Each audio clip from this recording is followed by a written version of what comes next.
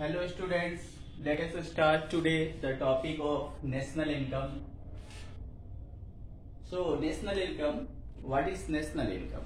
So national income means the sum total of value of all goods and services produced by all the people during a financial year including net factor income from abroad.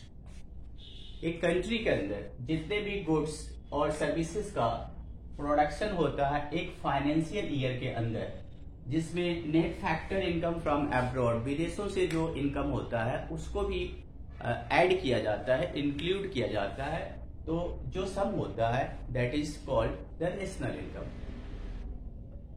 तो now mainly we are going to study about the methods to measure the national income. National income का measure कैसे करते हैं? तो 3 methods are there: product और value added method, income method, expenditure method. At first product method. तो when we want to find out the national income by the method of value added, this is commonly known by the value added method. Sometimes it is also called product method. So in this method, GDP-MP, gross domestic product at market price, इस फॉर्मूले से ये निकलता है GDP-MP, और the formula is value of output plus change in stock minus intermediate consumption. Straightway this is the formula. Value of output ये cell भी हो सकता है. अगर ये value of output लिखा है तो वो लिखते हैं, या तो ज्यादातर इसके जगह पे सेल्स लिखा होता है. तो sales plus change in stock. Change in stock होता है closing stock minus opening stock. Closing stock minus opening stock. तो this is called change in stock. Intermediate consumption वो होता है जो रॉ मटेरियल्स वगैरह का जो परचेज किया जाता है, वो सारे खर्चे जो हैं इंटरमीडिएट कंजम्पशन के अंदर आते हैं. तो इस तरह से हम लोग जीडीपी-एमपी निकालते हैं. इसके बाद इनकम मेथड है. इनकम मेथड में इसमें जीडीपी-एमपी आता है, इसमें एनडीपी-एफसी कैलकुलेट होता है according to the formula net domestic product at factor cost. Formula है COE plus OS plus MI. COE मतलब कॉम्पेंसेशन ऑफ एम्प्लॉइज, ओएस मतलब ऑपरेटिंग सरप्लस, एमआई मतलब mix income. Compensation of employees के अंदर कई सारे आइटम्स आते हैं, जिनमें आप salary and wages in cash. चलो थोड़ा सा इसको लिखते हैं.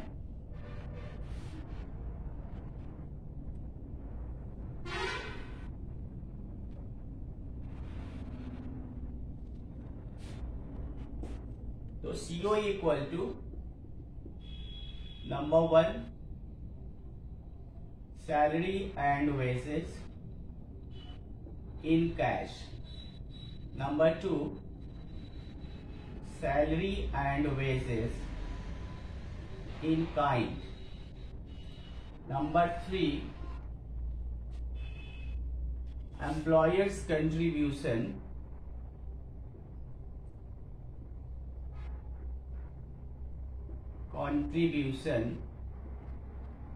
toward social security scheme.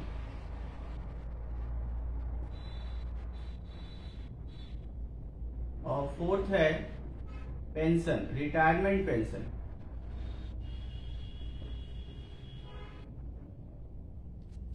तो इस हेड के अंदर salary and wages in cash, salary and wages in kind. Salary and wages in kind means that type of salary which is not given in the cash but they are given in other way, like the house rent, all the allowance and such type of medical facilities जो cash के रूप में नहीं मिलता, किसी और रूप में मिलता है.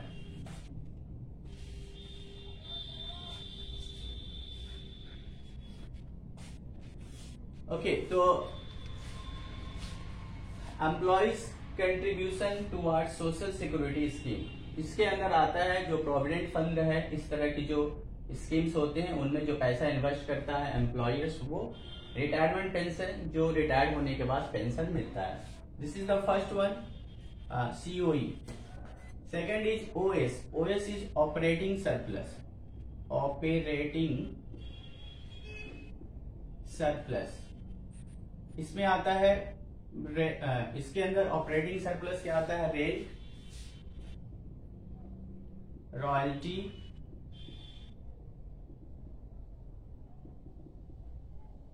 इंटरेस्ट, प्रॉफिट, और प्रॉफिट के अंदर आता है डिविडेंड, कॉर्पोरेट टैक्स,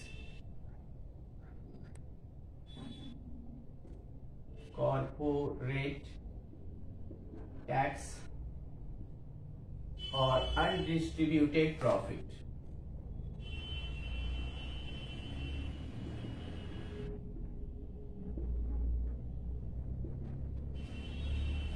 तो रेंट, रॉयल्टी, इंटरेस्ट ये तो आपको पता है। प्रॉफिट में डिविडेंड, डिविडेंड होता है जो शेयर होल्डर्स को प्रॉफिट में से जो शेयर दिया जाता है।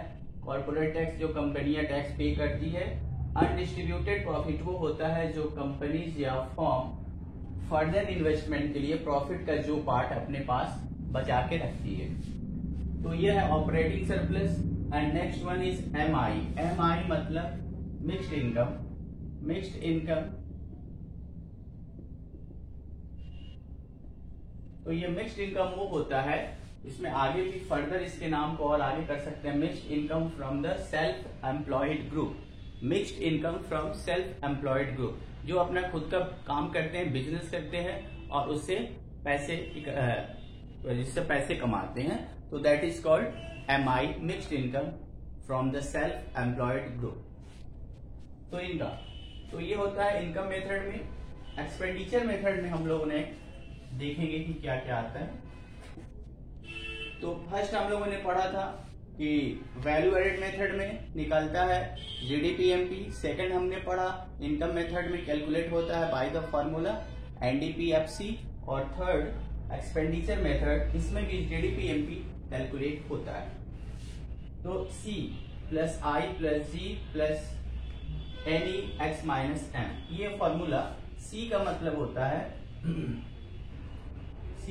होता है private final consumption expenditure. Private final consumption expenditure. G का मतलब है गवर्नमेंट फाइनल कंजम्पशन एक्सपेंडिचर।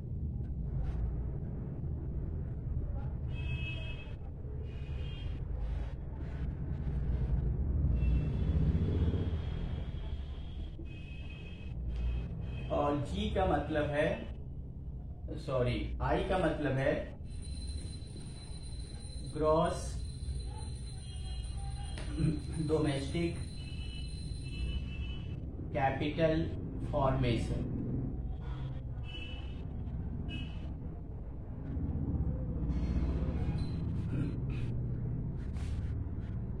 इसके बाद आता है नेट एक्सपोर्ट।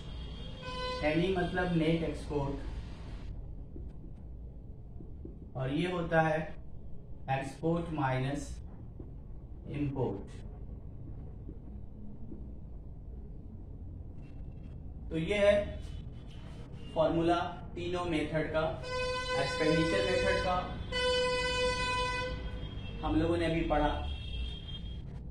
अब कुछ है जिसे रूल ऑफ कन्वर्सन चेंज करना है। अगर हमने GDP-MP निकाला लेकिन हमको नेशनल इनकम निकालना है, NNP-FC निकालना है, तो कैसे करेंगे? उसके लिए रूल है जो हमने यहाँ पे लिखा हुआ है।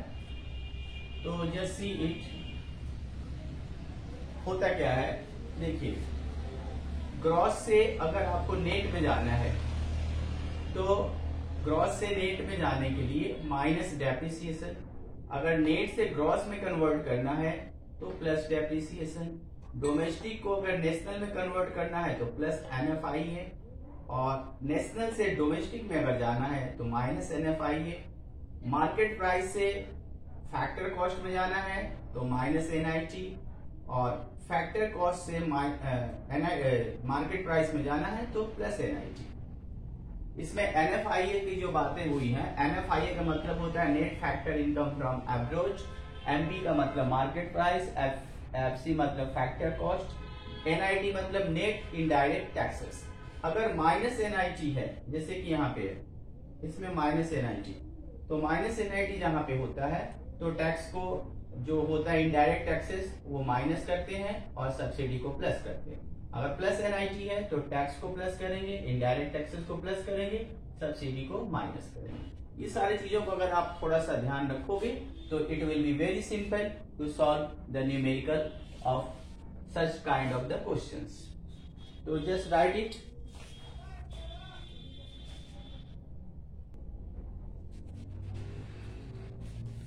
Okay, this is a question. So let us solve this question by the method of value added. So we will solve this question in this numerical by value added method. In value added method, the formula is, you know that the formula we have written previously. इसमें GDP MP calculate होता है, तो पहले हम लोग GDP MP calculate करेंगे और वहां से इसमें कन्वर्ट कर देंगे। तो GDP MP formula is sale plus change in stock and minus intermediate consumption.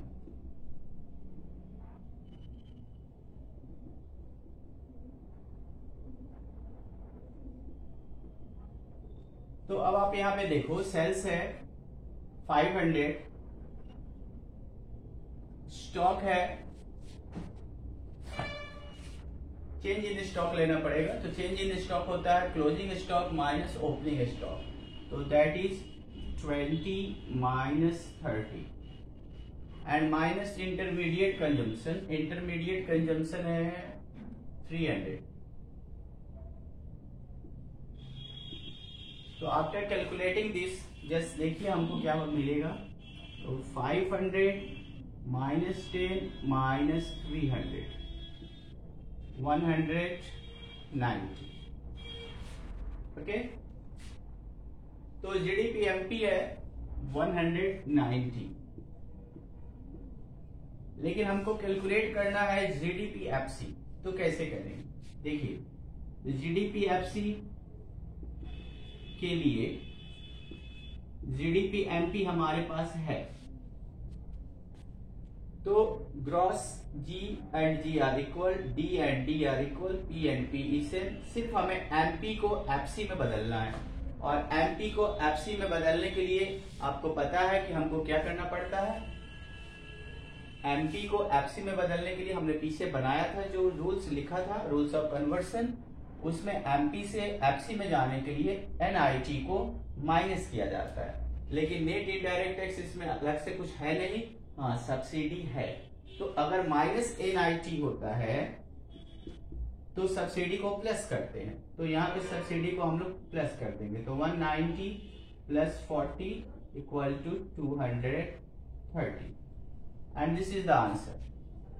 Okay, now we will solve the other question by the next method, income method, and by the method of expenditure.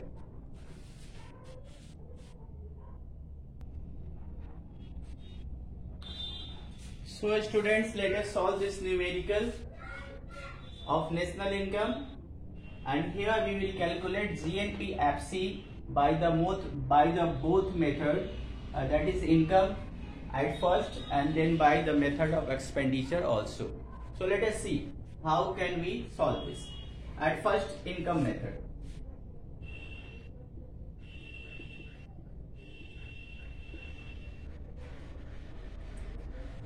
So the income method, when we solve the numericals, when we will use the income method, we will calculate the NDP FC as you have seen in the formula.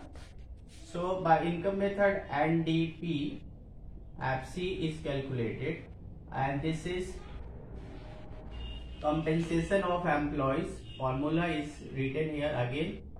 Compensation of employees plus operating surplus OS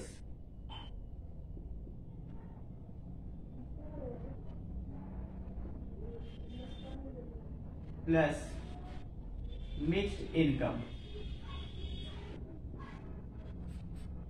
So this is the formula, and now we will put the values according to the formula. Compensation of employees, it is given somewhere. Yes, it is given 1850. So just write 1850. In operating surplus, you have seen that the items are rent, royalty, interest, dividend, then all these things. So whatever we have written there previously. So operating surplus, just find out which items are here in the questions related to operating surplus. We will see that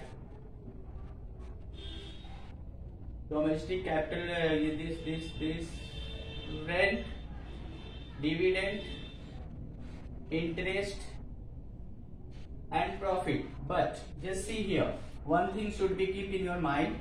If profit is given, then we will not take the dividend, because when we have divided the profit, so dividend was there.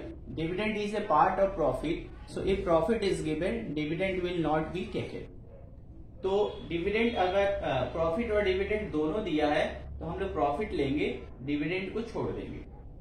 तो ये हो गया compensation of employees. इसके बाद हमको dividend को नहीं लेना है, प्रॉफिट लेना है. प्रॉफिट 1100 और मिक्स्ड इनकम जो है वो है ही नहीं. Mixed income is not given in the question, so we will not write that, and here it will be 3950.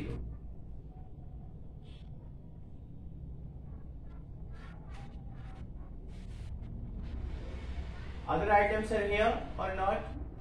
See again. So I will not written. Obviously, I have not written here I have written only the compensation of employees and operating surplus 1100 is profit. Rent and royalty is also there. So rent and interest is there 400 plus 500. तो आप इसको एक साथ भी लिख सकते हो 400 plus 500. अब टोटल कैलकुलेशन कितना होता है 1850 plus 2000 and this is 3850. तो ये हमारा निकलता है NDPFC. इससे हमको जाना है कहाँ, GNPFC में. तो अब हम लिखेंगे GNPFC इक्वल टू, हमारे पास है NDPFC. अब इसमें क्या प्लस माइनस करें. देखिए हम यहाँ पे हैं, यहाँ से हमें इधर जाना है. तो नेट से ग्रॉस में, जब हम नेट से ग्रॉस में जाते हैं तो कन्वर्सन का जो रूल है, नेट से ग्रॉस की तरफ जाने के लिए हमको डेप्रिसिएशन को प्लस करना पड़ता है. डेप्रिसिएशन या कंजम्पशन ऑफ फिक्स कैपिटल एक ही होता है. जैसे हमारे यहाँ कंजम्पशन ऑफ फिक्स कैपिटल लिखा है, इसका मतलब डेप्रिसिएशन है. तो इसके साथ हम डेप्रिसिएशन को प्लस करेंगे. और देखें तो ग्रॉस, नेट से ग्रॉस में गए. डोमेस्टिक से नेशनल में जाने के लिए, जब हम डोमेस्टिक से नेशनल में जाते हैं तो प्लस करते हैं NFIA, इसको प्लस करते हैं. FC और FC सेम है तो उसमें कुछ नहीं करना. अब आप 3850 plus depreciation, consumption of fix capital 100, net factor income from abroad NFIA, net in factor income from abroad -50.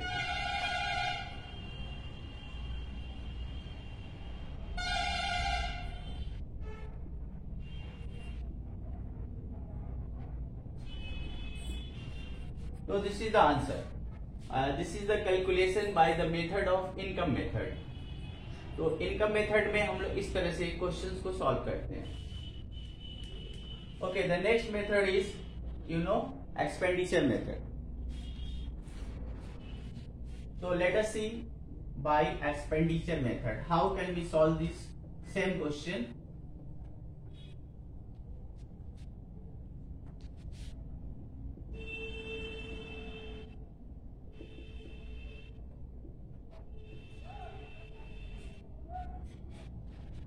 तो एक्सपेंडिचर मेथड में जो हम लोग निकालते हैं by the formula we will calculate GDP MP. ध्यान रखें दो फॉर्मूले में जीडीपीएमपी कैलकुलेट होता है, first by value added and last by expenditure method. तो पहला और आखिरी दोनों में जीडीपीएमपी निकलता है, बीच वाले में एनडीपीएफसी आता है. तो यहाँ पे भी हमारा जीडीपीएमपी निकलेगा और फॉर्मूला था इसका जीडीपीएमपी एक्सपेंडिचर मेथड में निकालने के लिए कि private final consumption expenditure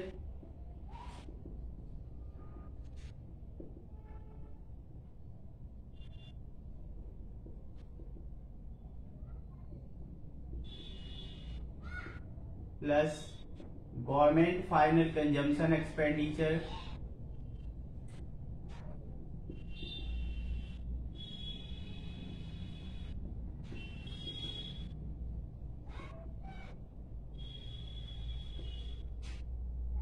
plus gross domestic capital formation.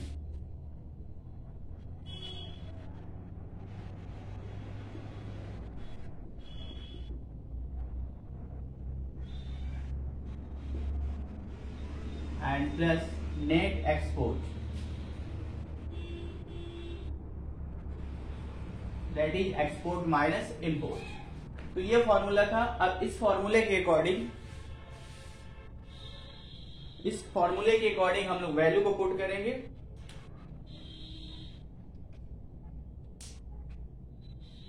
तो let us put the values. जीडीपीएमपी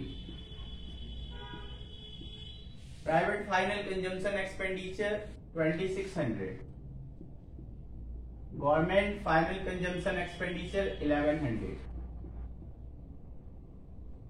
अच्छा, अब next gross domestic capital formation. Gross domestic capital formation नहीं है, नेट डोमेस्टिक कैपिटल फॉर्मेशन है 500. तो अगर ग्रॉस नहीं है नेट है तो नेट को हम लोग ग्रॉस में कन्वर्ट कर सकते हैं. तो नेट को ग्रॉस में कन्वर्ट करने के लिए हमारा जो मेथड था उसमें हम लोग डेप्रिसिएशन को प्लस करते हैं. तो यहाँ पे प्लस हो जाएगा डेप्रिसिएशन मतलब कंजम्पशन ऑफ फिक्स कैपिटल 100. तो देखिए ये हमारा जो था formula gross domestic capital formation, gross domestic था नहीं, नेट डोमेस्टिक कैपिटल फॉर्मेशन है. इसके साथ जब हम कंजम्पशन ऑफ फिक्स कैपिटल को ऐड कर देंगे तो ये ग्रॉस में बदल जाएगा, आपको पता ही है. अब इसके बाद है हमारे पास नेट एक्सपोर्ट. तो एक्सपोर्ट के बारे में -100. अब ये कैलकुलेशन होता है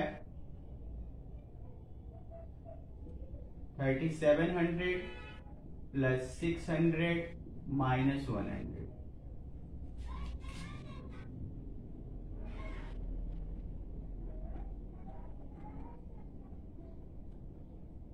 तो ये जीडीपीएमपी आया है.